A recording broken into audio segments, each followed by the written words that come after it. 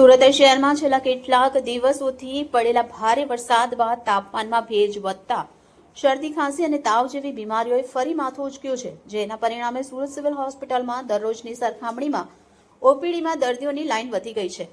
શહેરમાં તાજેતરમાં 3 લોકોના મૃત્યુ થયા છે, જેમાં પાંડેસરામાં 9 મહિનાની બાળકી, ઉધનામાં 2 વર્ષનું બાળક અને લીંબાયતમાં 70 વર્ષીય વૃદ્ધનો સમાવેશ થાય છે। તો શહેરમાં ડેન્ગ્યુ, મલેરિયા અને ઝાડા ઉલટીના રોગચાળાને કારણે હાલ ગંભીર સ્થિતિ ઊભી થઈ છે।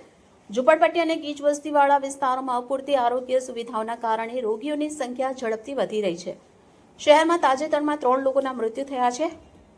માત્ર સુરત સિવિલ હોસ્પિટલ અને સ્મીમેરમાં જ છેલ્લા 15 દિવસમાં રોગીઓની સંખ્યા ચિંતાજનક રીતે વધી રહી છે, જેમાં ડેન્ગ્યુના 242, તાવના 210, મેલેરિયાના 115, ઝાડા ઉલટીના 88 કેસો નોંધાયા છે। શહેરની શેરીઓમાં ખાનગી ક્લિનિક અને હોસ્પિટલો પણ દર્દીઓથી ઉભરાયું છે। નવી સિવિલ હોસ્પિટલના ઓપીડીમાં સામાન્ય દિવસો કરતાં 50%થી વધુ દર્દીઓ નોંધાયા છે। રોગચાળાને નિયંત્રિત કરવા માટે નવી સિવિલ હોસ્પિટલના કિડની બિલ્ડિંગમાં 5મા માળ પર રાતોરાત એક વિશિષ્ટ વોર્ડ શરૂ કરવામાં આવ્યો છે।